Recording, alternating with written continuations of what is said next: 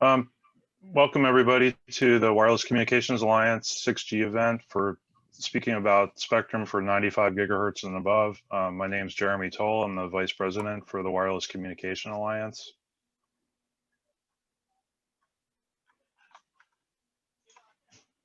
We'd like to thank our sponsors for the WCA, Asbill, Google, CIG, SensorWorks, Energist, ETI, Mobile Experts, Bowler Systems, and Sensitel. Really appreciate all their generous donations, and this is a nonprofit organization, so if anyone's interested in sponsoring, please visit wca.org. We have a couple of exciting upcoming events. We have a wireless power transfer event talking about today and in the future, coming in March of this year. Broadband and 5G for underserved rural areas will be an event in April. We're also including a virtual book signing event with Marty Cooper. And in May, we're going to have an open Wi-Fi event hosted by the Telecom Infra Project, the TIP. And finally, in June, we're going to do an IoT applications series event focused on private equity and hedge funds. I'd like to thank you for your time, and I'm going to hand this over to Robert Heath, who's our moderator. He's a professor from NC State University. Robert, would you like to go ahead and...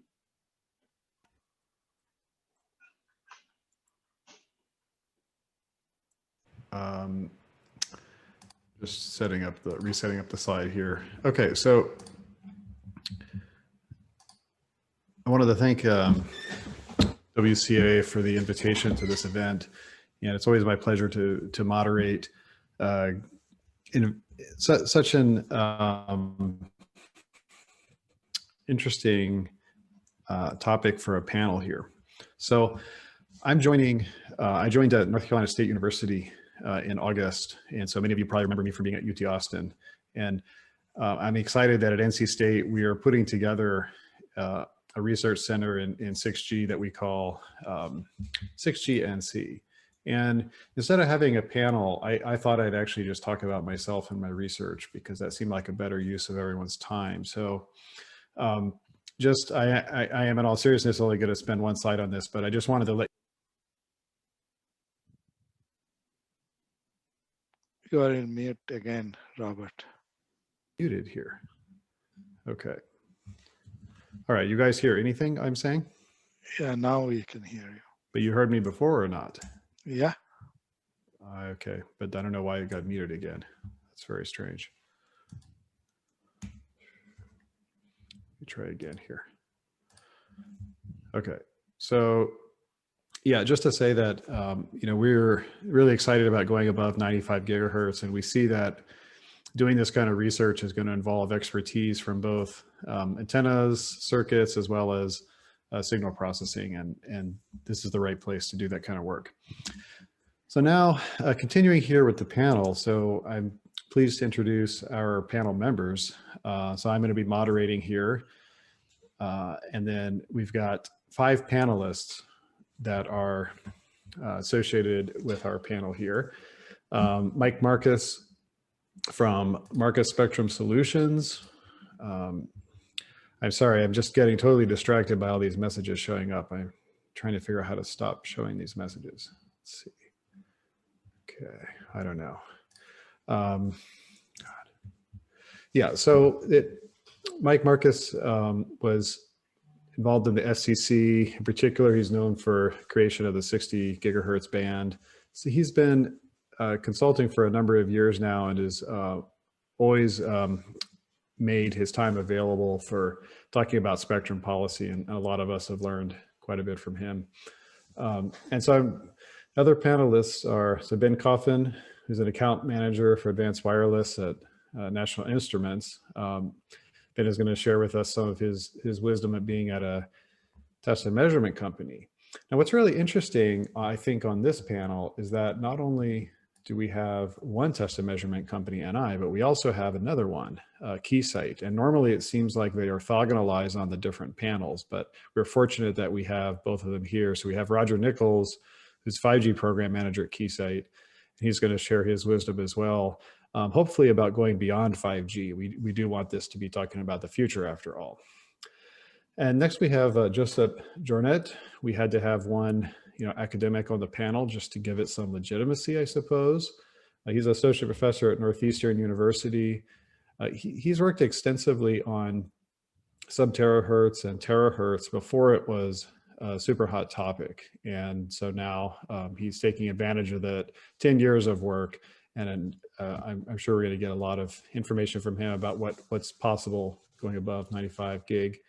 And finally, we have Amitabh Ghosh, who's fellow and head at radio interference group at Nokia Bell Labs. I always enjoy having Amitabh on panels because he's typically quite opinionated. Well, at least in private, it is a little harder to get him to say something on the panel. But Amitabh, hopefully you'll let your guard down and give us your real thoughts about going above 95 gig. Yeah, sure. Okay, so with that, so the plan is going to be as follows here. So this is, if you've ever seen me do a panel before, and maybe it's been a while because I guess we've all been virtual for so long and then people weren't doing conferences or panels, but well, we're back. I'm back with panels. We're back with my panel rules. So just as a reminder for the 5 panelists, rule 1 is not everyone has to respond to every question. In some cases, I'll ask one of you specifically to answer a question, but please don't feel like you need to comment on everything. In particular, don't respond to a question saying, oh, that was a great point by so-and-so, and I totally agree with that, and it's really amazing. That's just not informative, right? So we want to maximize the entropy here. Just give us the key information and be brief. And then finally, any source of disagreement is in general insightful and strongly encouraged. And if we don't get any disagreement at all, I'll have to just start creating disagreement myself. And I hope we don't have to get to that point. So please try to be opinionated and of course, respectful. And then finally, I know that this has been off to a rough start here, but moderator is available for tips. I mean, research gifts, grants, Venmo, anything. And I know, of course, the WCA is available for tips as well. So we can discuss who gets what fraction here. But in fact, what I encourage you to do is just go ahead and make a tip now, just so you don't forget later. So feel free to, send it over to me. I'll give you my info here. And Amitabh, any projects you have, just send them over my way. Same with Ben and Roger. We are here to help you spend your money. Okay, so enough of that. Let's go now to the main topic of the panel. So one of the things that I really enjoy about panels is hearing the panelists speak and not speak to slides. And so I didn't ask the panel to prepare a set of mini presentations because I wanted this to be more of a discussion. And so what I've done is I've asked the panel to give me some ideas for questions, and then we discuss those questions, and I have put some of them here into slides. So these slides are really just meant as a backdrop for the conversation here. And I wanted to start off with this panel is focusing on going above 95 gigahertz. So let's start off with some questions about, why do we even want to do that? Of course, somebody wants to do it. Otherwise, we wouldn't be having the panel. But I just did unmute. You guys hear me there? I hear somebody else talking here. Okay, I guess that's solved now. Muted because they picked it up. Okay, I think we're okay. Yeah, so the bandwidth, general philosophy, I think for this panel, like why we're having the panel, is basic observation that bandwidth is the key to higher data rates. I mean, we have, better spectral efficiency, MIMO, all these other dimensions, but really, if you just have more bandwidth, that typically is the easiest way to get a higher data rate. And where do you go for higher bandwidths? Well, generally speaking, you have to go up in carrier frequency because the channelizations there, channels tend to be larger. And so if we need more bandwidth than we have at 5G, what do? Well, maybe we should go higher. And 5G stopping at 42 gigahertz, it may go to 70 or 82. So the next frontier is going to be above 95 gigahertz. And so that's like the premise for, I think, holding this whole panel here is that we need to go there. So I wanted to start off with just asking the panel quickly, what do they think is the target data rate needed for 6G? So we want to see, do we really need to go above 95 gigahertz? And I guess if the answer is no, we can end the panel early, but hopefully someone thinks we should go above 95. So let's start with the panel here. I actually only see, let me see Amitabha. I assume everyone else is here. Oh yeah, you guys are on the other screen here. Perfect. You notice Jeremy is muted. Okay. Yeah, that's fine. Let's go ahead here. Mike, what do you think? What do I think? Well, I don't know. I'm just a regulatory wonk, but I noticed there was an article in Microwave Journal 2 or 3 months ago by a French researcher at a national lab there, and he was talking about 1 terabit for backhaul. So there's sort of two questions. What do you need for mobile downlinks? And I must admit, I'm confused how much you need for mobile downlinks. But for backhaul or X-haul, as people say, not necessary for one station, but imagine a line of stations that relay back and forth to each other. It seems relatively easy to imagine you might need a terabit peak on the string of stations. For either upward or downward, probably not symmetrical. So that's a number which I have seen in European publications. I can't personally vouch for it, but it seems plausible. So terabit per second, you think has some motivation, especially in the backhaul. And let me say, while we're literally talking about 6G, there are other places where wireless broadband, very broadband is needed. And you guys mostly live in California, I assume. And I don't, I live on the East Coast.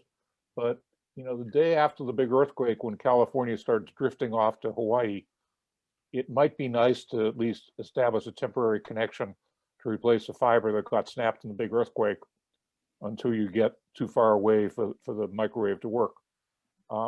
There are real problems for restoring fiber.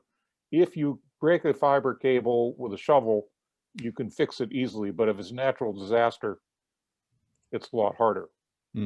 Fiber has, don't sell your Corning stock. Fiber has a lot of uses, but should we really be relying on fiber for all point-to-point connectivity? Yeah, that's a good question. Let me go through, before we get to some of the other questions here, just get the other feedback from the panel here. Amitabha. Yes, so currently the 5G millimeter wave data rate is 10 gigabits of peak rate, right? 10 gigabits. So if you see an order of magnitude increase just for cellular application, it should be 100 gigabit. But I think we should have a bold vision, which about 1 terabits. But to do 1 terabits with say non-ideal channel rate 3/4 coding, 2x2 MIMO, 256 QAM modulation, you calculate it, you need around 50 gigahertz of bandwidth, you see. So that is a huge bandwidth. But generally, the 6G for cellular use, I will say, is order of magnitude higher than 5G, 100 gigabits, but we should be bold and go to terabits application mainly for this backhaul to replace fiber. That's a fair point. Okay, excellent. Let's keep going here. Joseph? You told me not to talk if I agree, so I shut up. All right. Ben? I think maybe not to totally disagree, because I'll say I agree with the other statements made, but I think one of the things to think about is what applications are going to require the wide bandwidths, but not necessarily the super high data rates. Not to say that there isn't a requirement for terabit per second, but there's also, if we think about the increasing need for reliability and having wideband communications where, we focus on a lower bit depth, and we focus on reliability and making sure that we can recover the signal. Certainly that's an alternative way to think about this. There's I think the terahertz spectrum has to coexist and give us alternative use cases beyond just the millimeter wave and the sub-6 spectrum that we're currently utilizing. And so there's for sure we can push it really, really far in terms of data, but maybe there's another thought there, which is, what does the low data rate look like, and what are the applications that are going to require the low data rate but wide bandwidth? That's a good question. Hopefully the panel will answer that. I guess before we get to that, Roger, did you have any comment on the data rate? I'm not going to ask everybody in the future. I'm just asking for this one question. Got to get to a good start here. So first of all, my title is actually 6G Program Manager. I didn't get that updated to everybody. So I really did do another. Oh, wow. Well, congratulations there. 20% increase there. So I've been tracking the occurrence of data rate projection in presentations and white papers since probably March and almost a year ago. And it ranges from 100 gigabits per second to 1 terabit per second, depending on which white paper or presentation you see. So, take that for what it's worth. The other thing I would say, and this is maybe to challenge Amitabha a little bit, go out on a limb, but I think it's more than 50 gigahertz of bandwidth that we require, because if you look at the state of the art, we're not doing much better than about 4 or 5 bits per second per hertz on millimeter wave links in a practical application at this point, particularly for access.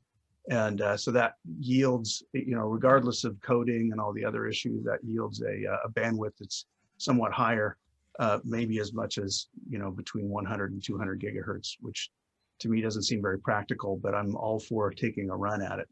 Okay.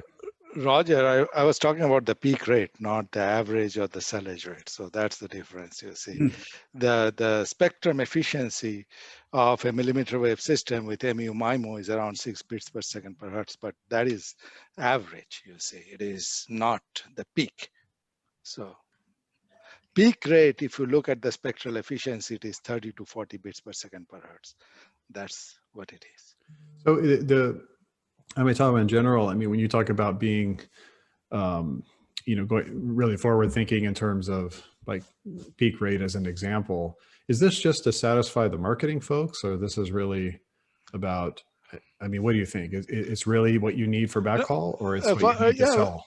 I think for backhaul, you can maintain the peak rate. There is probably no interference. It is a clean line of sight. Okay. But for access, that rate should come down a lot. The mean and the edge rates are much lower. Okay. But that's why for access, the peak rate is a marketing issue. But for backhaul, it is what it is. So the marketing people might use that peak rate for the access device, even though we all know it's going to be much less than the backhaul. Yeah. Yeah. Okay. Well, that's good. Fair enough there. So I think, there's some questions that people have raised here about the application. So of course, when you answered what is the target data rate, some of you mentioned backhaul, which I think is very important. Are there some other applications besides backhaul that motivates the need to go above 95 gigahertz? Yeah, so Robert, I don't pretend to know the specifics of what's required, but in this, again, it's white paper territory, but talk about not just holographic communications, but holographic communications with communication of more than just sight and sound. And if you think about presenting a 3D image and the amount of data that's required, and add to that information that goes beyond just what you can see, think about the Minority Report touching the holograms and moving them around or whatever. The data rates to get that information in any kind of augmented reality space are going to be pretty high. And not only that, but in some cases to brute force latency issues, sometimes you just remove the need to do compression by having a giant bandwidth. And that can help overcome some of those issues. So I haven't done the math to see what that sort of thing takes, but I do know that even now VR glasses struggle just because the amount of, particularly portable glasses struggle just because of the amount of data that needs to be exchanged to make them usable, not make people sick and that sort of thing. So we need to move to a situation where that's a little bit better. So is it a killer app? Don't know, but it certainly is one of the items up in the vision. Okay, excellent. So we have another application. Mike, you had a finger raised. We're thinking about communications, but there are non-communication short-range sensing uses that often go by the name Terahertz Spectroscopy. And due to the spectrum policy issues we'll discuss in a few minutes, they're nominally illegal. And investors are reluctant to invest in things that are questionably legal. But these one use in which they're used is, imagine you're making plywood or wallboard, and it's moving down the production line a few meters per second. These can essentially examine the cross section of this product as it flies down the production line. So if there's a production problem, you can adjust in real time. So it's very useful for certain manufacturing operations, and there are other uses, but these usually only have a range of a few centimeters, but they're nominally illegal because of problems we haven't discussed yet. Yeah, that's a good point. So we're going to discuss the spectrum on the next slide, and then we're going to talk about joint communication radar and sensing a bit later if we have time. So a couple of points on the application. So I don't know whether it will pan out or not. What is augmented reality, telepresence, localization. As you increase in bandwidth to get to less than 1 centimeter of localization accuracy, mainly for precision robot applications or machine applications, you need a precise location. For less than 1 centimeter, you need larger bandwidth. It will come from the sub-terahertz application. What about wireless, replacing the small edge data center completely instead of replace it by wireless? And the other examples is fixed wireless applications and the backhaul, which was already mentioned. If I may add, I mean, these are applications that we have been discussing for over 10 years now. So other things that we're looking at today include applications that may sound crazy, but for example, inter-satellite communication links to take the internet up in the space. And this sounds crazy to the newcomers, but it is actually not. And there are projects investigating that type of research. I'm not talking about utilizing, spectrum above 95 for up and down links, even if it's not discarded just yet, but maybe as an inter-satellite link in the space where there is no atmosphere. And I guess that we'll talk about propagation challenges later on. But, some of the crazier side of the story is also here. Yeah, that's a good point. I don't think I have a slide on propagation challenges, but I mean, haven't satellites been using inter-satellite? That's a very good question. Links? So some of us Iridium, right? Iridium had intercommunication links.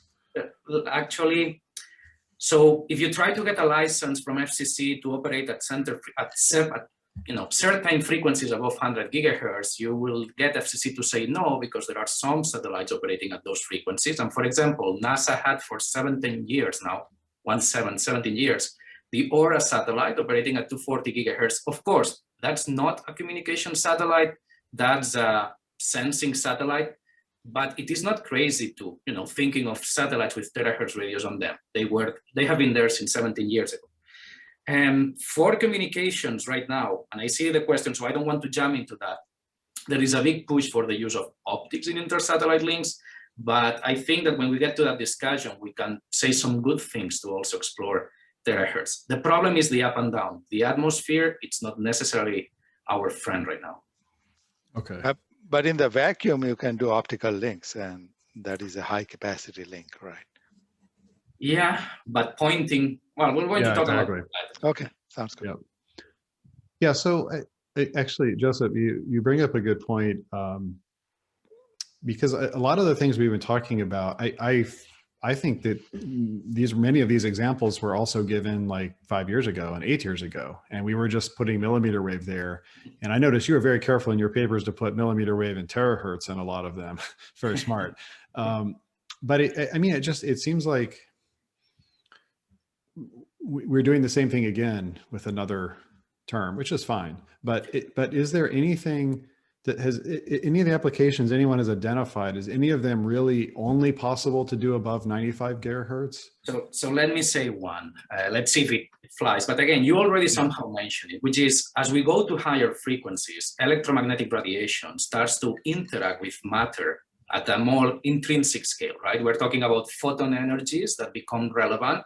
Therefore, people have been doing not just localization and radar, they have been doing a spectroscopy, classification. So there are several groups talking about the idea of joint communications and sensing, where sensing is not just radar, is actual understanding, classification, non-damaging imaging. And that's something that with the way technology is evolving could eventually be on your phone. Is that what we want right now? Well, I don't know. But again, in this case, we're leveraging physics. We're going to higher frequencies where our signals interact with matter. We are extracting information from that, electromagnetic signatures. That could come in handy for some applications, and those interactions do not happen at lower frequencies necessarily. Okay, that's good. Yes, I just make one point. Yeah. After the USS Cole bombing, in some discussions with the Navy, they pointed out that one of the interesting things about 100 gigahertz and above, the amount of Doppler shift in total number of hertz is a lot bigger for low speed objects than at lower frequencies. And at least for the moment after the Cole bombing, there was a great deal of interest in moving target detection of low speed targets near Navy ships for protection. So there are,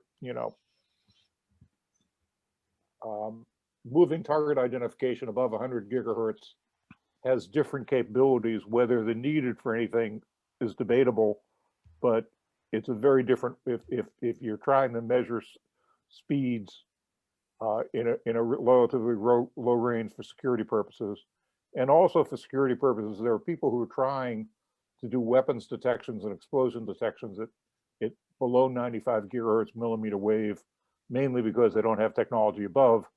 And for like scanning people going to airports as they walk by, do they have guns or explosives?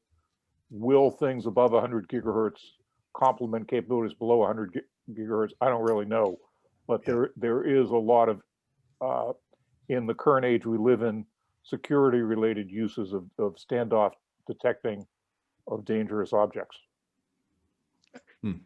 So, Robert, I will throw a not a controversial question, but here is the views. You see, if you talk to all our customers, our final goal is to make money for us, right?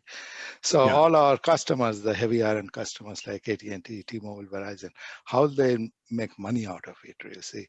What are the applications so we have to address that viewpoint, that in 10 years, will any of these applications will make money, or we have to look at new value creation where we have industrial IoT, which takes over with new players. So we have to look at that aspects from business point of view. And currently what I see, the backhaul applications is what is the most compelling, or FWA, fixed wireless, is the most compelling applications of sub-terahertz system. Okay, thanks. Yeah, I think that's a good comment. But when I was talking about killer applications here, really what I was thinking of was the ones that would make your customers money, Amitabha, and thus would let you sell a lot of equipment and also to fund a lot of our academic research. So, I mean, I mean, I think that is it. I mean, application is something that has to be generating some revenue. Otherwise, it's just not going to be in the product, right? If we can do something awesome with sensing, but doesn't, but there's just no reason to put it. I mean, it's just not going to be there. So, okay, well, I kind of border the slide, but did anyone want to comment on just why don't we skip terahertz altogether and go to visible light? I mean, we've been talking about visible light communication for a lot of years. I mean, Harold Haas has been, working on that 15 years, right? Is that, I mean, we just go there. Is there any issue with uplink with VLC? Well, I think there's issues. I mean, it's VLC, or you can use lasers or other technologies. I mean, the main question is there something we can just do with a free space optical link instead of doing terahertz? And I mean, the problem, you have the challenges of making efficient hardware between the millimeter wave and optical spectra. So, I mean, why not just go up to optics. I don't know if anyone wants to advocate for that, or we just move on.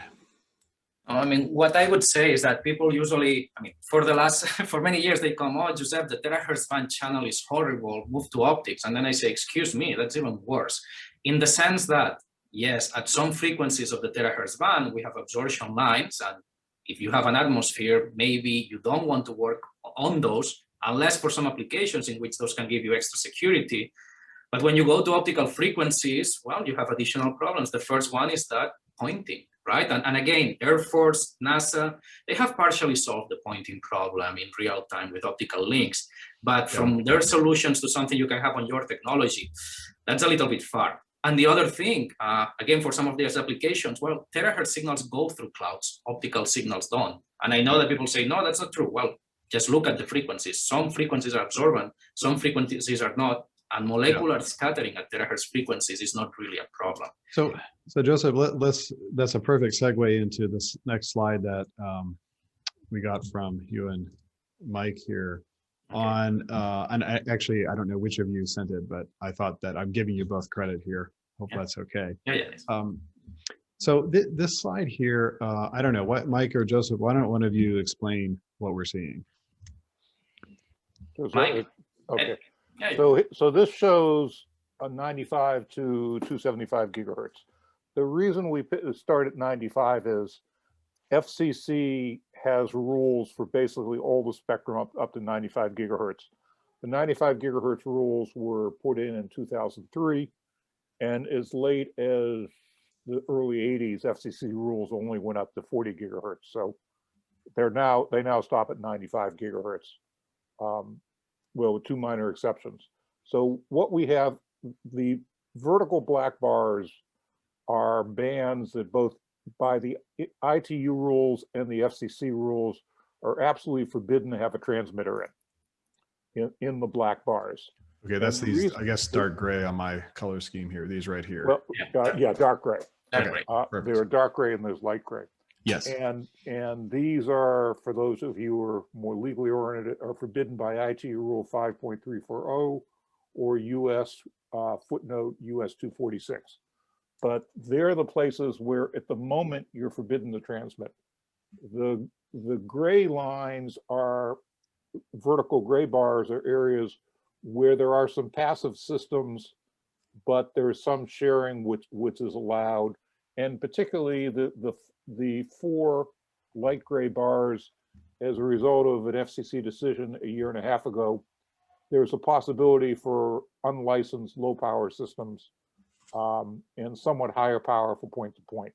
So there is some access to those. The green bars are places where there are allocations for fixed and mobile. There are no rules, but there are allocations. So if you want to put something in the green bars, it's simple. FCC has to create some rules, but it's not the end of the world. In the gray bars, you can do things immediately, but you have some power limitations. If you want a big bandwidth, that 32.5 there is the biggest bandwidth you can get anywhere without overlapping one of those dark gray bars. And that's sort of the spectrum policy issue that Joseph and I and the mmWave Coalition have been involved in. Is there a way that we could share spectrum, say, combining two of these bands together and going over one of those black bars? And the way to do that would be technology that doesn't cause interference to passive satellites. While there's both radio astronomy and passive satellites, without getting into why, radio astronomy is not a major problem. It's passive satellites a major problem. And those who are involved in 5G, if you've heard about the 24 gigahertz problem, that's a relative of this, but at a much lower frequency. So this is the regulatory issue, and maybe Joseph, you can fill in after that.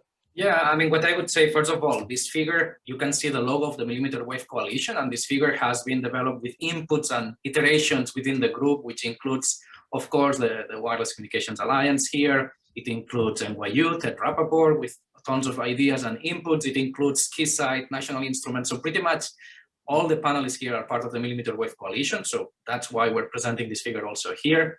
What I would like to say, well, is what Mike said, right? In the previous question, we were asking how much data rates do we want and how much bandwidth do we need for that? the question is, maybe we need 50 gigahertz. Well, unless we do something, we may not have contiguous 50 gigahertz under 275 gigahertz. That's the point of this slide, I would say. But you can always do carrier aggregations, right? So we can do Yeah, that. but I agree. But carrier aggregation, when you have these big gaps which are forbidden total emissions and that are 20 gigahertz apart, I mean, I agree, we could do that. That's going to be a big challenge for our hardware colleagues. But yeah, I mean, that could be an option. So Joseph, but one question, this one question from the chat about out-of-band emissions. I mean, of course, you know, adjacent to those forbidden regions, what are the rules like there? That is murky at the moment. In a way, that's helping us because NASA has the main issue in this turns out to be NASA. Not again radio astronomy, but that's a simpler issue. And NASA, until very recently, was stonewalling. Hell no, you can't even think of sharing those black bands. It's like advocating for child molestation if you want to share one of those black bands, the dark bands. But recently, NASA has proposed that maybe we should discuss that, but we should also discuss with possibly a higher priority the out-of-band emission problem, because the out-of-band emission problem is really murky. And the 24 gigahertz problem is really an out-of-band emission problem. The 5G band at 24 gigahertz is 250 megahertz above a passive band. And NASA and its European friends allege that the 24, 25 and up, 24, 250 and up 5G would mess up the passive bands below 24 gigahertz in extremely contentious matter. So these things are more likely to happen, and there is no numeric standard for out-of-band emissions into those dark gray bands. So that may be forcing NASA to the table to realize that we do that. Now, there are these funny curves in there. The reason why those funny curves are there is at these frequencies, not only is atmospheric absorption a key issue, as it is at 60 gigahertz, but atmospheric absorption depends critically on elevation angle. And satellites, most terrestrial communications is horizontal. There aren't many terrestrial communication systems with 45-degree elevation angles. I must admit, if you live in Albuquerque, there are, but unless you live in Albuquerque, there aren't many uses for high elevation angles. And what it shows here is that the path loss for high elevation angles, for low elevation angles, is rather high at many of these frequencies. And so the main beam of a point-to-point system isn't going to bother the satellite, but side lobes could, because the high elevation angle losses really aren't that much greater than C-band. So that's why we put the funny curves on all these things in this master chart, which is, we're still playing with the format of trying to make it more understandable. But for instance, so the 180 gigahertz region is the perfect place for sharing, because it turns out that there's a water absorption peak there, and that's why the absorptions are so high. And you're not imagining things. If you notice on the vertical scale, there's a 10 to the third dB. You've probably never seen path losses, any dB number greater than 400. dB numbers are usually in the 0 to a couple hundred range, but you literally have these very, very high path losses at low elevation angles, and the potential for sharing means you've got to take advantage of that, but also pay attention, more than normal attention, to suppressing side lobes, but only suppressing the side lobes in high elevation angles. Side lobes in other directions aren't really a problem. And that requires some clever approaches to antenna design. Okay, so the point of this is if you're pointing straight up, you'd have less loss than. Yeah, it's worse than C-band, but it isn't that different than C-band if you're up. Okay. But most communications is horizontal. Yeah. And what would go up would be a side lobe. So you need to pay attention to side lobe suppression. Yeah, so I guess this is a good point because it's showing, the connection with this, why the interference is possible. It's coming from the side lobe and the difference in propagation conditions, the spatial side lobe, not to mention the frequency side lobe as well. Yeah. So interesting. Okay, so we talked about the 100 gigabits per second was what we could expect from 6G, but screw it, let's do a terabit per second. So what spectral efficiency are you all thinking of? Because it doesn't look like we have a lot of spectrum here to get a terabit per second. I don't see a terahertz of spectrum. So what are you thinking? What's the answer to this? How much contiguous bandwidth or otherwise? Do we need all of the stuff in blue for one link to get a terabit? So if you, so Robert, this is peak data rate, right? 50 gigahertz of bandwidth, 50 gigahertz of bandwidth to achieve terabits, say, for example. So okay, that so is 20 spectral 20. efficiency. Okay, so for a point-to-point link for a backhaul, you could get 20 bits per second. Per hertz. You see, currently LTE on the 5G NR, it is, I think it is 30 bits per second per hertz. Yeah. But then, I mean, even if it's 50, I mean, I see one little spot here which is 48, but I guess otherwise you have to aggregate. No, but that 48 is only if you share one of those vertical dark bars. Yeah. That's the difference between the red lines and the blue lines. And we're trying to convince, regulators to let us do that. That's one of the fights we're picking these days, but that's what we would like to have, but we don't have it. But if you go to modulation order of 1024 QAM with say 4 MIMO channels, then you can lower it to 25 or something like that. So it depends upon what is the MIMO order, what is the modulation order. Sure. And I'll say the rate should be around 0.9 or so. Yeah. If I might, sorry, Robert, if I might, I would like to say to support these high order modulations, we need reliable, high power, low noise, linear transmitters and receivers. And that's right now a hot topic for our colleagues in devices and device systems. Because when you get up to these frequencies, the phase noise kicks in. It's a large band. We do not expect a flat response over those 20 gigahertz from your mixers. Even your antenna is going to mess things up. And then you have the noise. You have such huge bandwidth. The noise is high. So that would be great to be able to go up in modulations. And I think that we need to do that instead of just going with huge bandwidth because we're going to eat a lot of noise. But that's a challenge for our colleagues building radio. Yeah, so that's good, Joseph. You're the guy here for the segues. Clearly, let's. I'm going to go now to talk some about the technologies, and then we'll come back and talk more about spectrum and channels. But I think it's a good time to go to. I think there's a lot of skepticism around the higher frequencies. I mean, just are the devices there, the power efficiency. So let's talk a bit about this.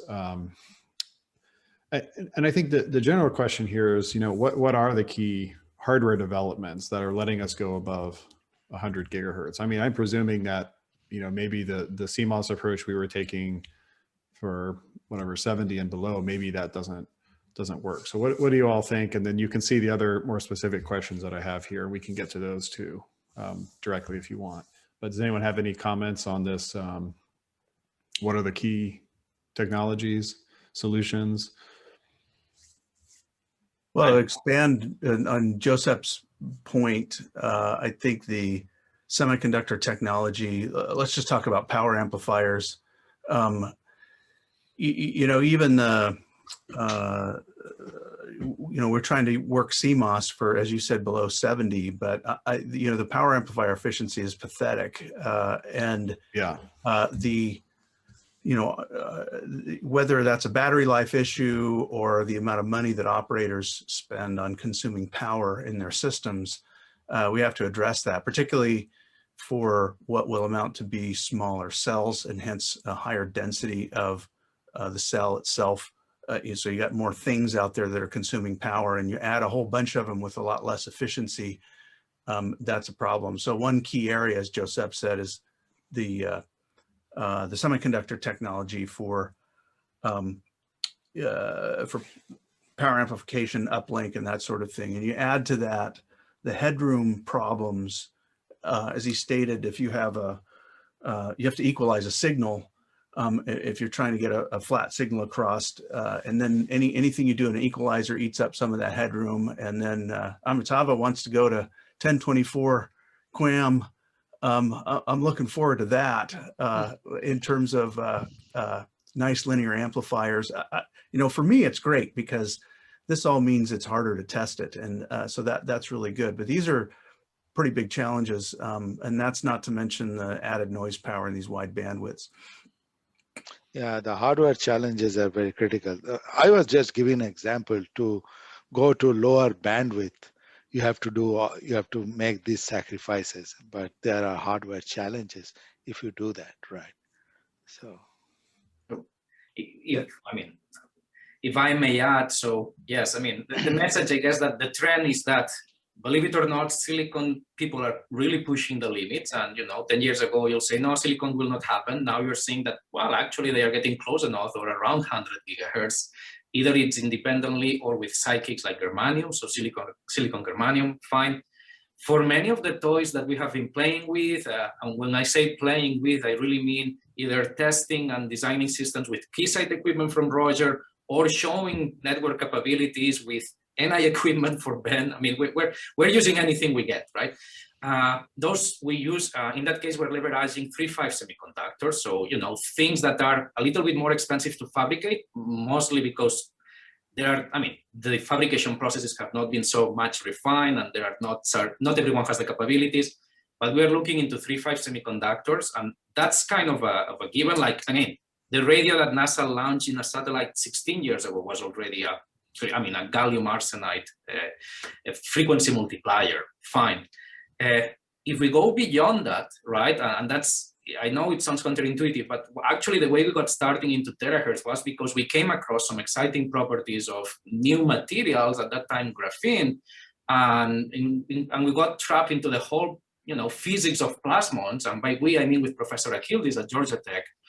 And 10 years ago, that sounded very crazy, but if you look at the amount of works on metamaterials, nanomaterials, plasmonic structures, I know that those sound very long-term, far-fetched, but they are getting there too. So I would say the first thing that we're going to have is going to be most likely silicon, or silicon with a 3.5 semiconductor, but that should not be the end. That actually, I think it's a halfway or a path towards getting to this new type of materials and structures that intrinsically operate at these frequencies or even higher, sometimes on the optical side. Okay, so yeah, that's good. You highlighted a couple of the technologies there, but if we're talking about something that can be deployed in 9 years, what can we bank on right now? Because to figure out the waveform that we deploy in 9 years, we got to pretty much solve everything in the next 5 years. So what should we use right now? Talking about time, if you're going to share one of those dark bands, if we start now, it's very unlikely before 2031. Just thought wait, 2030. Okay, so it's going to take 10 years to get into one of those bands. That's if we start now. Oh, if we don't get anything done this year, ITU works in 4-year windows. It might become 2035. Just okay. Unless you think I'm totally crazy. Okay, so the spectrum may not be there anyway, but I'm just wondering though, do we have enough hardware? Like Joseph, we had a conversation the other day and was asking about these plasmonic antennas, and if that's the solution to make terahertz work, but we're not going to be able to make them for another 10 years, maybe we shouldn't design a standard for it yet. So that's the thing I'm trying to get here, and I don't know the answer to this, unfortunately. So Robert, I don't know about RFIC, but in Bell Labs, we have a 140 gigahertz RFIC with doing 256 square modulation for backhaul use. But is the backhaul like this, or the backhaul is no, pretty far? it's pretty far, yeah. Okay. Yeah, so I mean, if I may add to that, if we wanted to look at what's going on, I would take a look at the folks that from the SRC Com Center, center at UC Santa Barbara and UC Berkeley. They are doing extraordinary work, and they are talking about systems at 140 gigahertz with 8x8 MIMOs, and of course with reasonable powers. Don't ask about efficiency, maybe, but okay, reasonable powers and reasonably high gain antennas. We did demonstrate some long range links. And for those, again, it was all 3.5 semiconductors. So I really think that the first thing that are going to come are going to be around this 120, 140 gigahertz. They are going to be based on 3.5 semiconductors because the technology is more mature.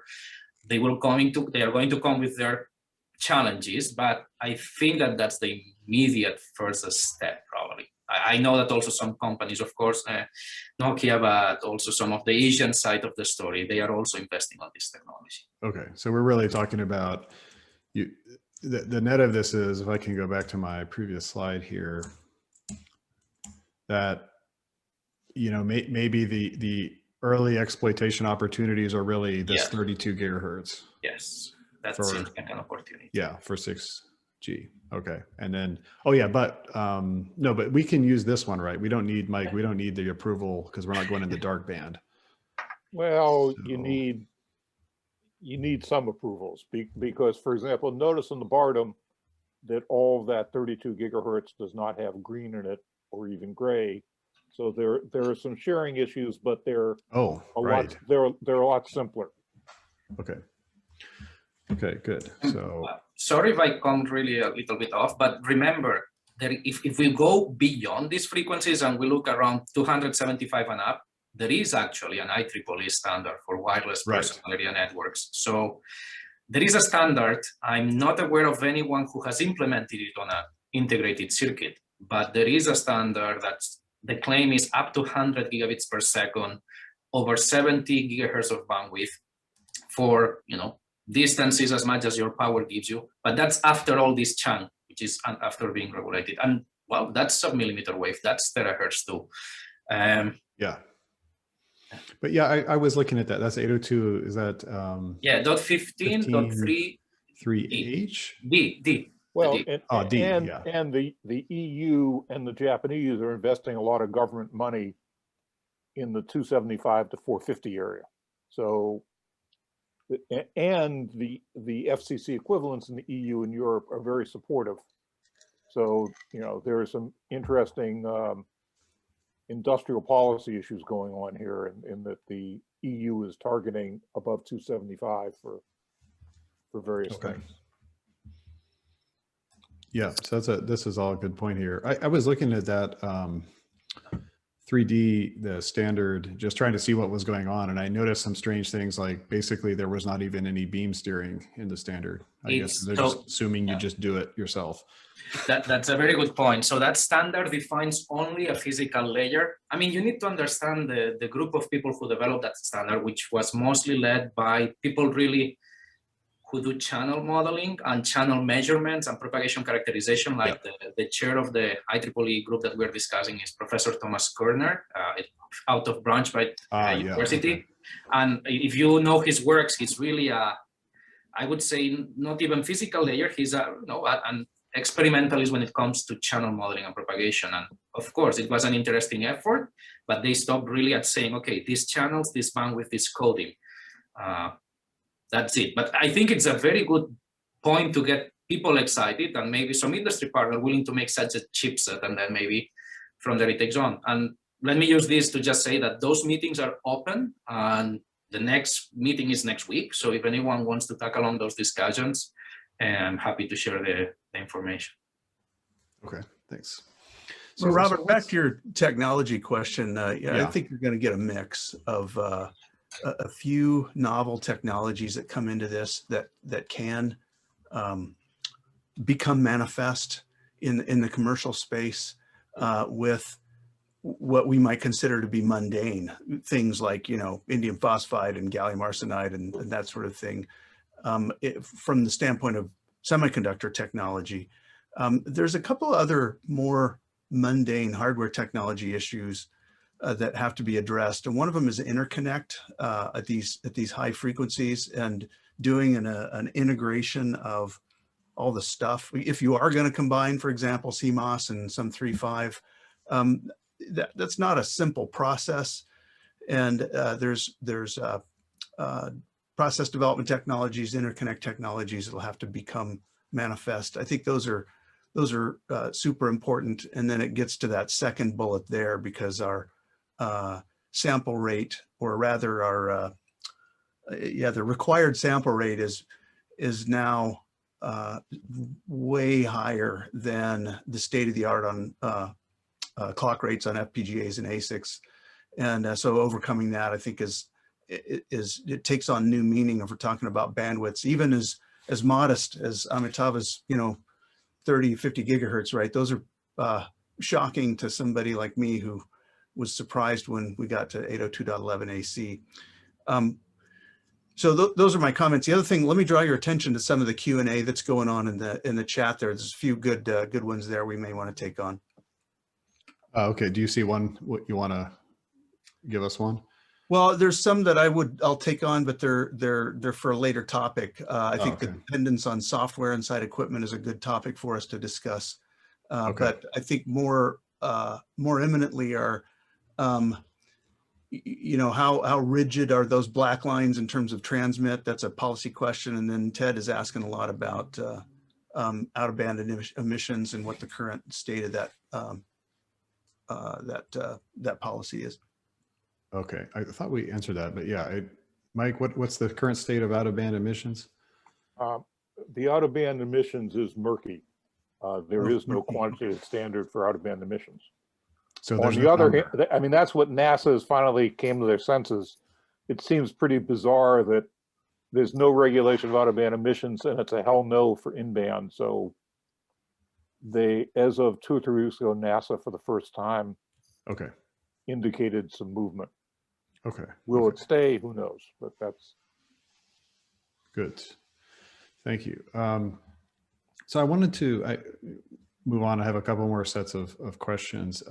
One thing that I was thinking about when we talked about spectrum was just about the channel. And I realized that we have a lot of people on the call who do channel propagation, and I didn't have a slide on propagation. So what's the status of our knowledge of the channel I mean, we could say this 140 gigahertz band, but what are the general channel considerations? Do we understand, well, delay spread, attenuation, path loss, scattering?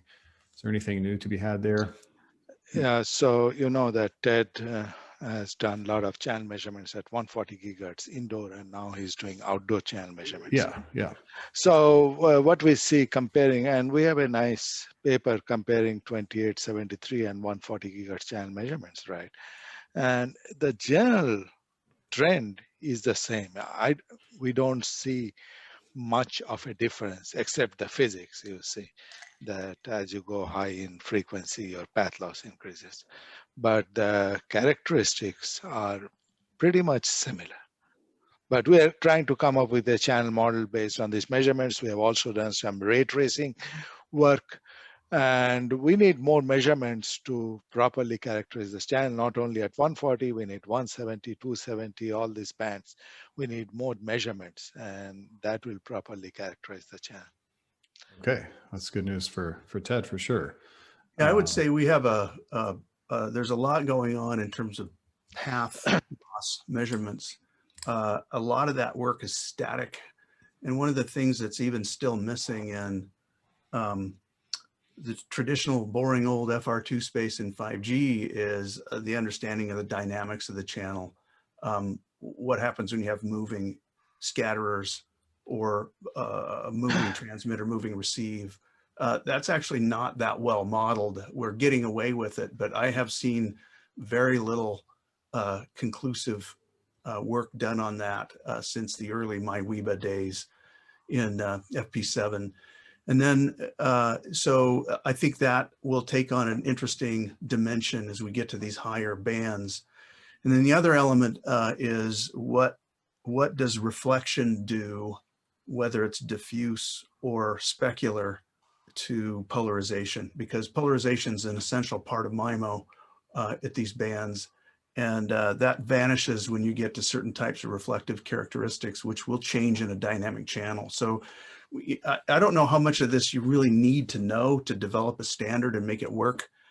Right now, the channel models in 3GPP are pretty simple, but I think it becomes a lot more difficult when we get to these more directive beams, and we may have to have channel models that are not stochastic, and they may have to be more deterministic. So Roger, with the 3GPP channel models, you see, we did the below 100 gigahertz. You see, we chose the number of scatterers to be 20 or something like that, which as you go higher in frequency, that thing reduces. It goes down, but somehow in the model we use 20. You see, it's just it's carry over from the sub 6 gigahertz model. But, so this is how some would suggest that that was not such a good idea, but that's how things work in a consensus-driven technology. But I think measurements, the more you measure, the better off you are. The more you do ray tracing stuff and compare with measurements, the better off you are. If I may add a little bit of excitement here, I think that one thing that happens when you go to these higher frequencies is that your signals really interact with your medium, right? They are not just getting reflected or going through. They are partially absorbed, partially reflected, partially scattered. And it's great to measure empty classrooms or empty conference rooms, but if you know that blockage, and not just blockage, absorption of people, furniture, computers are going to play a key role, I think that, well, things start to get ugly very quickly. And if we really were to go down to the physics, we would have to say that, well, your wavelength is going to be 1 millimeter or less. Do you really need to understand the channel at that scale? Will your channel change when something at that scale changes? And of course, that's an exaggeration. We know that. But I think that there are still many interesting things to explore. And yeah, what we were saying, the more measurements, the better. But let's don't just make them too trivial. Actually, it's not necessarily a trivial. This connects to another thing, however, which is that it's great to do channel sounding, but if really the channel is going to look very different depending on the scenario you have, because you interact at the millimeter scale with things, maybe you need to shift some of the focus and say, okay, this is the big picture, but let's then have a good channel estimator and trainer. And that can't happen in real time because you're trying to do that over 40 gigahertz of bandwidth while not delaying all your data rates. So it's trying to give a different spin to the problem. I think that's too, from our perspective, what we're seeing is the need for not only channel sounding in the non just stale, very, very clean environments, but it is, like Roger had mentioned, getting, looking at what the mobility looks like there. And so it's understanding, what does the millimeter wave channel actually look like when it's on a moving vehicle or something like that, and getting this channel sound equipment out on things like test tracks. We've seen a lot of this from the automotive sector, that this is something that they want to better understand. And then I think to piggyback off what Josep is saying there, it's then how do you take that, not only just looking at it from a channel sounding perspective, but also going and prototyping and actually seeing what it actually, put together a real system that's going to communicate and see where it fails and see where you fall off a cliff, at a given frequency or in a given scenario.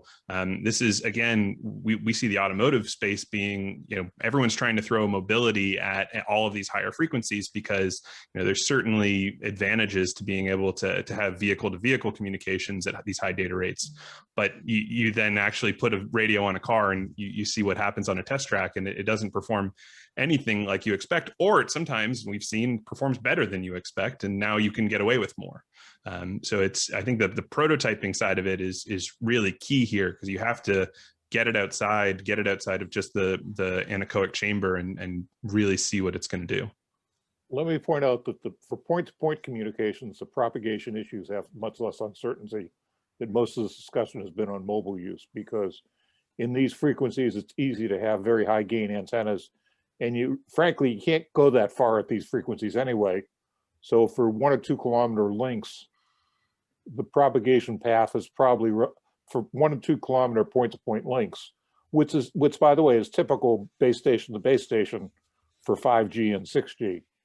Then there isn't much propagation uncertainty, I think. Other people agree with that? Yeah. Excellent. Well, this is good. Glad we talked a bit about the propagation considerations. Want to move on here and really just interject with a different discussion, which is what I call the usual question, which is there's a lot of excitement around AI and ML for everything, including replacing any possible thing you could imagine, as well as the student and professor eventually. So is there anything interesting to be done above 95 gigahertz, or it's really just all focusing on models, parameterizing models, the stuff that we've been doing before the interest in ML for communications?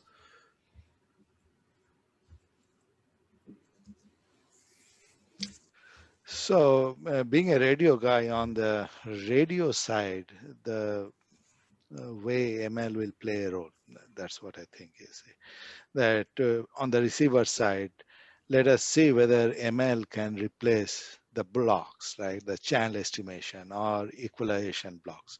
Can they replace that by using a training set? And then finally replace the whole decoder by ML. And then we go to this auto-encoder business where we replace the whole transmit-receive chain with auto-encoder. I'm not too confident about that, but I think we can play with the decoder and replace part of it or the functionalities, some of the functionalities with AI ML technology. And then we replace your team with AI ML, and then the 3GPP is solved with AI ML. Everything is AI. I like what you're saying. But the AI ML, the way I am not also an expert, an old guy, you see, but it all depends upon how you train. If the training is good, your algorithm will work fine. If the training is bad, you'll get garbage in and garbage out. Yeah. Well, I brought this up here because we were just talking about the channel, and the emphasis on understanding the channel, developing a channel model as the first step to building a standard. It is a model based. I mean, you're using the data to drive the model, of course, but it's really a model based view.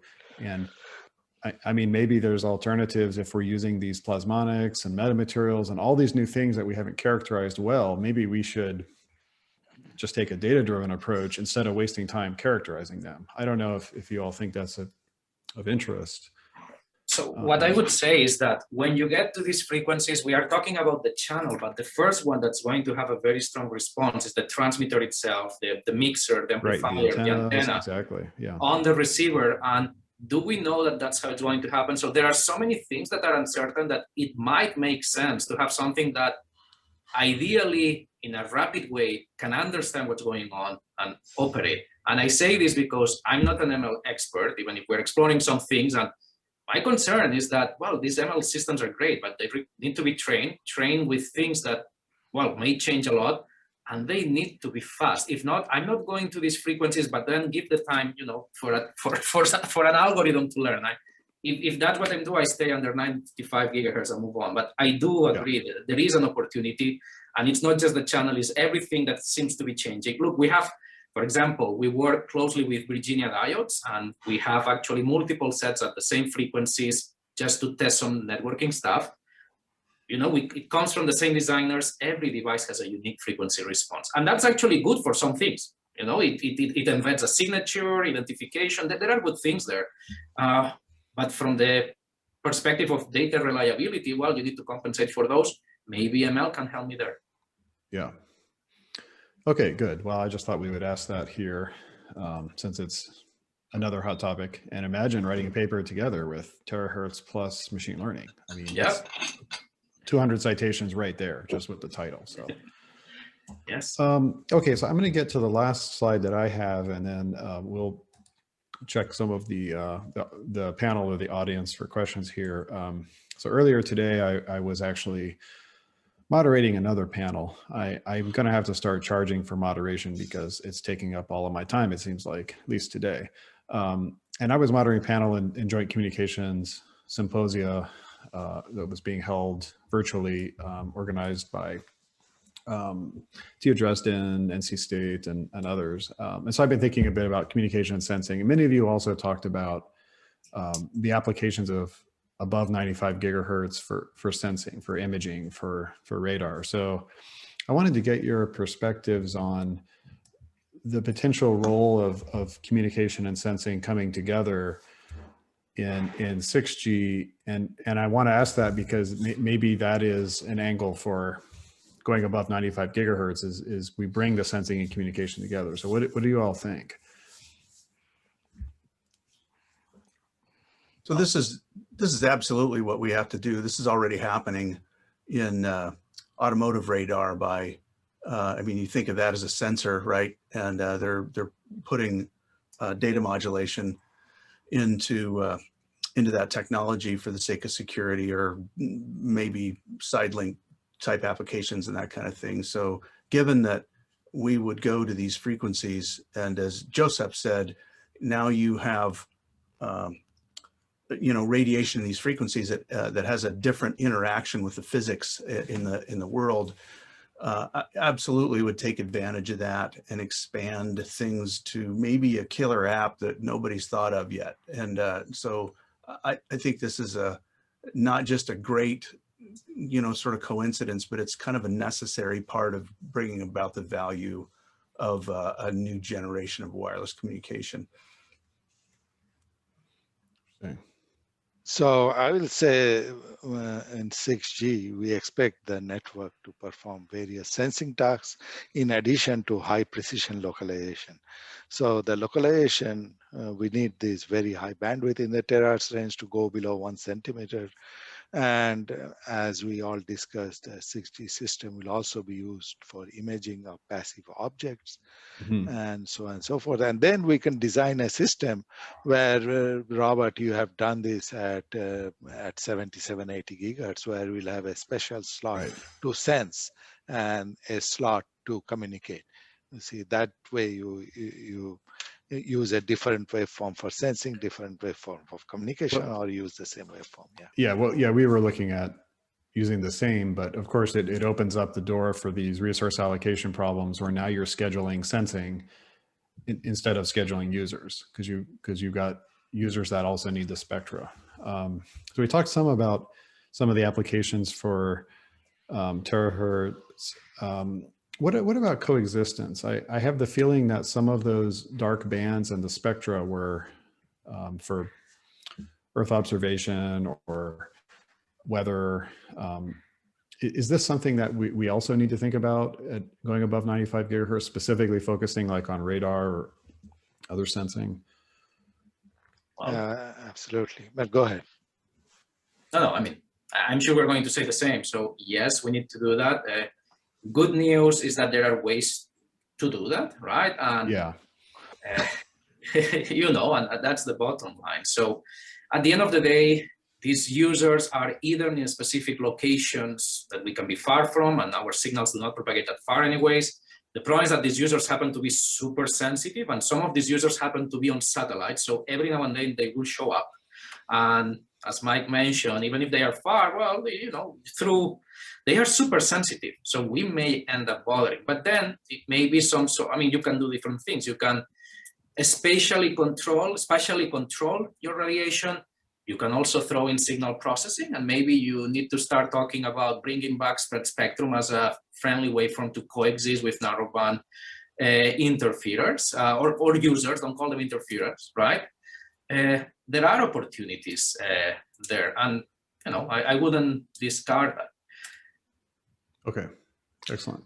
Yeah, I would say also, Robert, that this is something that I think the mobile communications industry potentially could take on a higher degree of responsibility on this space, because this is one where for the sake of having better communications, we should do this. And Joseph mentions a number of ways that we could overcome it, but I also see issues arising now with much more mundane frequencies. If you look at the latest NPRM about the 12 gigahertz spectrum that just came out a couple months ago, and the potential for interference, and for some things that you would consider to be similar needs with the LEO systems that have to operate in that space. And so that's one. And then the risk of interfering with some of the more intriguing uses of science. You could say, well, you know, how important is it that we image black holes at 270 gigahertz? You know, does that help feed my family? Well, no, but I think discounting the importance of that kind of thing for the sake of what we're doing as a society is a big deal. So I think it is incumbent upon the wireless communications industry, who carries all the money in this space, to manage this with care.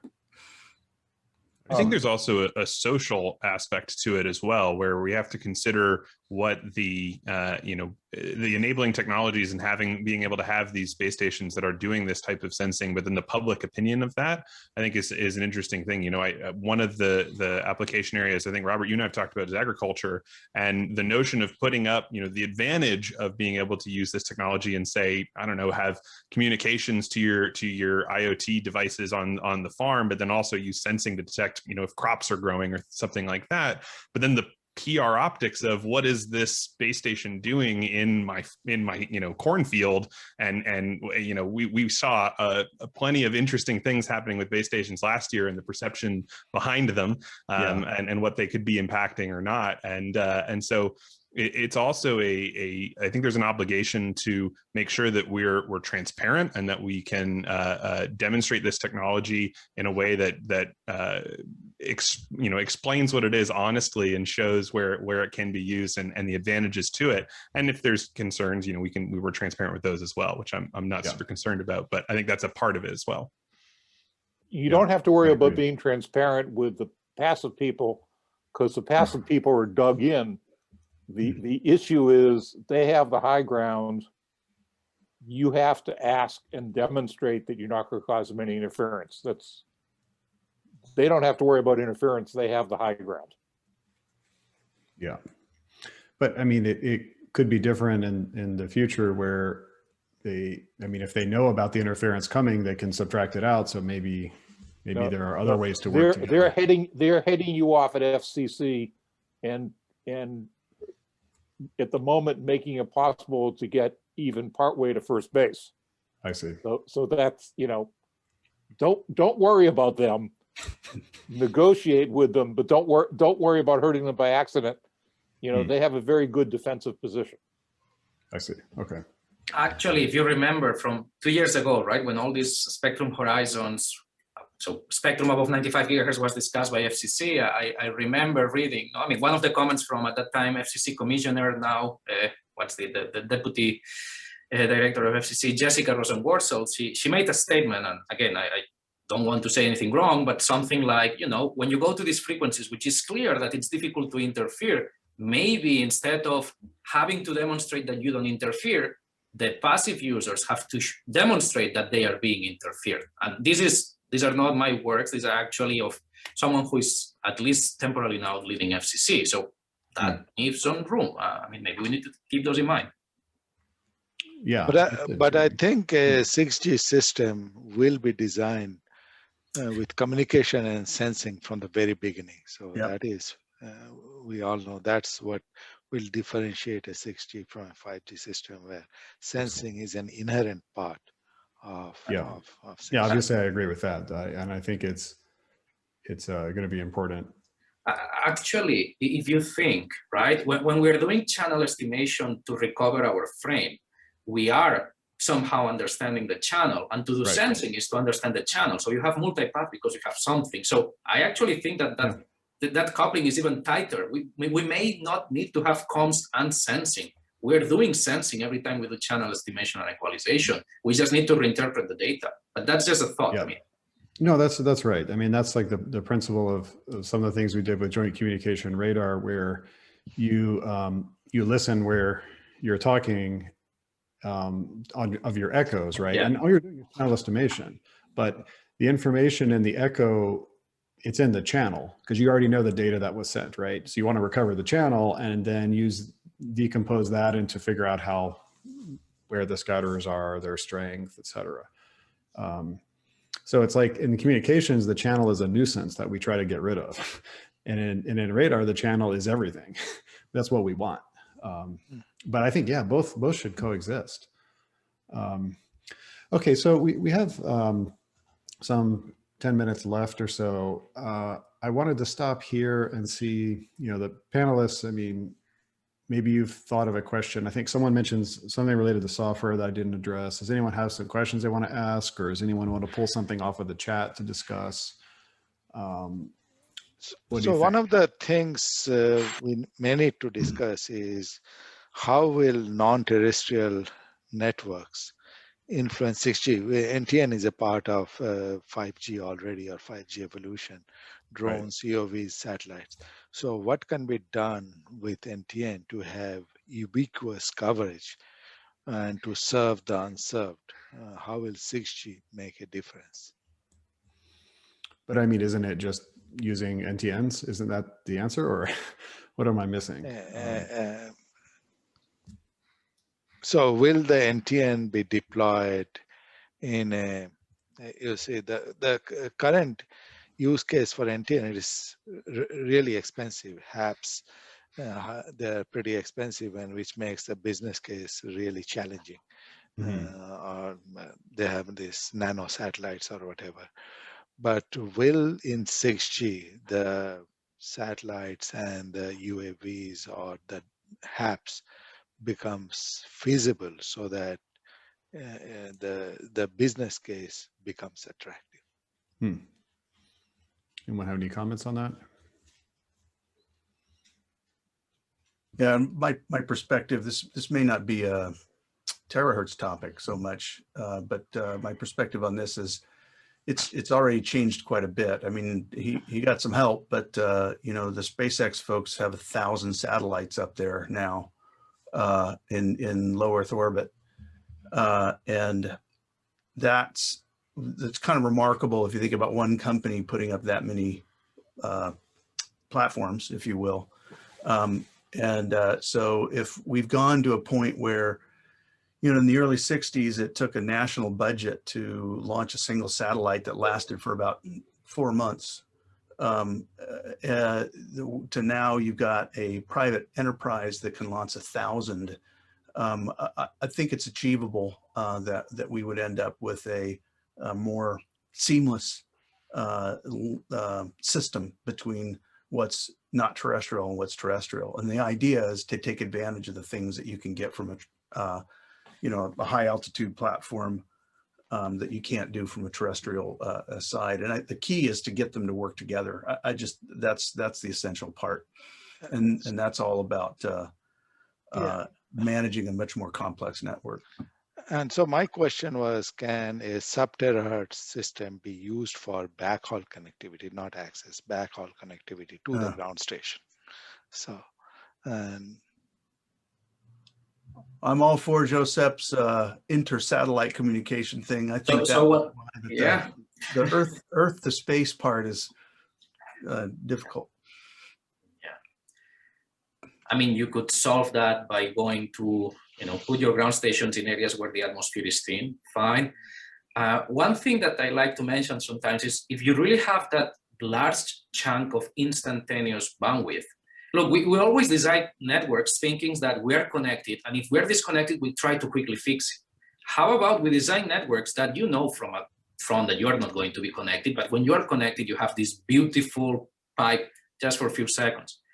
Do you realize that if you transmit at terabits per second, even if you're mobile, at the time you look at the thing, I mean, from the frame perspective, you're static because you go so fast. But again, those are just more kind of philosophical discussions, but thoughts to raise here. And if I may add one more thing, I don't think we touched much upon that, which is like, we talk a lot about the radios.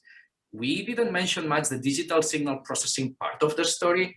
And usually when I talk to my colleagues who implement digital signal processing engines, they say, Josep, how much money can I spend and how much power do you give me to digest your 50 gigahertz of bandwidth? Yeah, I think that's a good question. I mean, does anyone have comments on DSP considerations, either algorithmic or implementation, power consumption? We touched a bit on power consumption earlier, but I don't think that we got to any conclusion that I can remember. We all have this challenge, whether it's Amitabha working on infrastructure or Ben and I trying to figure out how to measure it.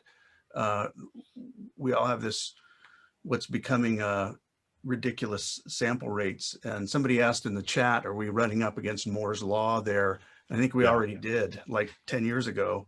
And we're coming up with various interleaving technologies, whether that's frequency or time interleaving, to effectively increase the sampling rates. I mean, they do that now in Wi-Fi chips to just reduce power consumption. But we're at a point now where we're going to have to take the next step. I don't have any magic answers on this, but this is an area which is, it's power consumption and heat management, and then just size. Because if you're gonna try and parallel things or interleave, you expand your gate count super fast. It becomes really difficult to manage. Yeah. And the last thing we should touch, there was a question about security and trustworthiness of 6G systems. So that's an area. Give me your feedback on security here. What are the security considerations with joint communication sensing and with above 95 gigahertz in general? But I say that if you are doing IoT devices and their control system will continue to pose significant security and privacy risks. So, yeah. Well, I think it's even more so if you're sensing the environment too. mm-hmm. I mean, now you can, I mean, in earlier today in this other panel I was on, there was some discussion about heart rate and breath monitoring using the mmWave cellular signals. So that's great, right? I mean, for COVID, that's so important to understand breathing rate, and yet it's also kind of creepy to think that someone could be hacking into your system and seeing what you're doing from your breath rate. And from this perspective, I see your point. From the physical layer security perspective, I think that there are some very good things, right? In the sense that you're going to need very directional links. You're going to communicate very fast. Potentially, you can leverage bandwidth for spread spectrum. I think that from that side of the story, what's a problem for the link layer, which is to find each other, it's a benefit from the physical layer security perspective, which is, well, an eavesdropper needs to find you too. So I understand that's a different concept of security, not at the app level. The other thing is that all these interactions, we said every transceiver receiver has a different response, even if designed in the same way. We're interacting with materials at the molecular level, so we have an electromagnetic signature. I think that there are some opportunities, again, from that perspective, to secure your channel at the physical layer or through the physics. Of course, what those physics can also, end up showing you things you don't want, as you were saying, measuring different features of people or things like that. Yeah, that's a good science. point. The science is well matched to fighting those problems. The biggest problem is that we find that it's the simple stuff that we ignore. Like we have a door on our house. It has a deadbolt, and we forget to lock the deadbolt. I mean, it just happens all the time, and I think that's the part. Can you put your address in the chat just in case we have some time? And I should say, I think I was answering kind of the question more from a privacy point of view, but I think both of the privacy is, to me, what jumps out in the sensing. But yeah, I think for the security, leveraging the imperfections, that's a great way to go. But I'm not sure that I really see, security above 95 gigahertz. I don't see any fundamental difference below. I mean, maybe something becomes less feasible because of the processing requirement. I'm not sure, but I don't see too many differences. You all see anything? I see that the physical interaction with materials, with the structures at the photon level, at the photon energy level, I mean, there is this concept of electromagnetic signature, and at terahertz frequencies, different materials, even close enough, have very different electromagnetic signatures. I'm not a security expert, but I think there is something to explore there. Okay. Yeah, well, I agree. It's an interesting area, and everyone always asks about security, so it's been nice to have an answer for it. Yeah. So we have reached the time around of 8:30, so I'm not sure that we have time for anything else. If any of the organizers want to jump on and say anything else. Robert, I mean, if you guys want to continue to discuss, we can keep the line open, or we can close out here. It's kind of up to what you feel like. Yeah, I mean, I'm on East Coast time, so I would be happy to close do something out this evening besides panels. Okay. Well, do you have any other final thoughts tonight that you'd like to close out with? You were talking to me or talking to? Yeah, to Robert. Me. Yes. Yeah. Okay. Excellent. Well, I think so. You know, I took some notes here and I tried to, you know, put together some of the answers, you know, for myself here. And so, if we can just take like, you know, 2 or 3 minutes. I'll just kind of skim back through the questions that we had and just summarize my recollection there. I think on the spectra, the panel it ended up with an answer of something like, you know, let's try a terabit per second. We can maybe do that in 50 gigahertz of bandwidth, possibly less with other kind of MIMO technologies. And then the applications, maybe the strongest one was backhaul. But the other ones that we considered for 5G that aren't solved still are interesting.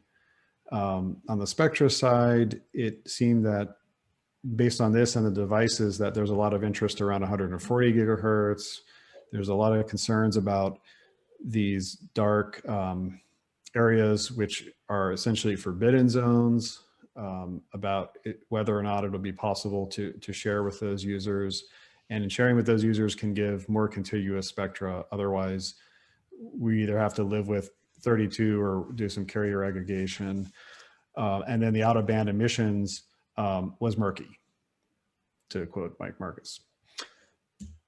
And then on the technology side, I mean, there was general enthusiasm for silicon 3.5 semiconductors, at least in the near term. And I guess that's really for 140 gigahertz. And then there was some discussion about going beyond. And I don't know that we really ever came up with an answer about the greening of 6G. It sounds to me like it's not going to be very green. If the power of amplifier efficiency goes down and the bandwidths go up and the processing rates go up. So I'm going to say that it's probably not too green as considered. Had a little bit of discussion about AI and ML, just in that there are some opportunities here, in part due to all of the different unknown channel characteristics, as well as the devices, the impairments that are going to be happening, even things that vary from device to device. And so that's a good way to account for that. Talked a bit about sensing, recognizing the importance of communication and sensing, sub-terahertz providing higher bandwidths to make sensing better. Talked a bit about the coexistence, because some of those dark stripes are also passive users. And so this coexistence question is important in general for spectrum sharing and spectrum use. And then we talked some about the channel. There's some good understanding of the channel, but we still need a more complete view, especially going to higher frequencies as we start to look at beyond 140. That's my kind of summary in a nutshell here. I don't know if anyone else wants to, or if anyone has any closing words, like not a monologue. And the last thing we missed is when will the 6G standardization starts? Our estimate is around 2026. Probably we'll have a first specification of 6G around 2030 timeframe. Yeah, that's good, Amitabh. I'm sorry, you did ask that question and I forgot to include it. That's good. Anyone else have any final thoughts, or we wrap it up here? Nope. I think we're good. Thank you, Robert. Thank you, Robert. I appreciate it. Thank you, Robert. Thank you very much to everybody. And like I said in the chat, the information, the slides and the recordings will be made available 48 hours on our normal channels on YouTube and on our website. If you have questions to the panel and the moderator or to us, feel free to contact us at wca.org, either Jeremy or Peter at wca.org, or go through the information channel at wca.org. Also, the emails are available on Jeremy's slides. You can direct the questions directly to the panelists and to the moderator. With this, thank you very much to everybody, and I hope we will have another very, very interesting 6G event pretty soon, definitely next year, 2022. Thank you, Peter. Absolutely. Yeah, thanks, Peter. Thanks, Thank you, everybody. Right. Thanks Thank very you, much. everybody, for being part of the show. Right. Yep. Thanks, guys. Bye, everyone. Thank you. Thanks, everybody. Cheers. Thanks. Bye-bye.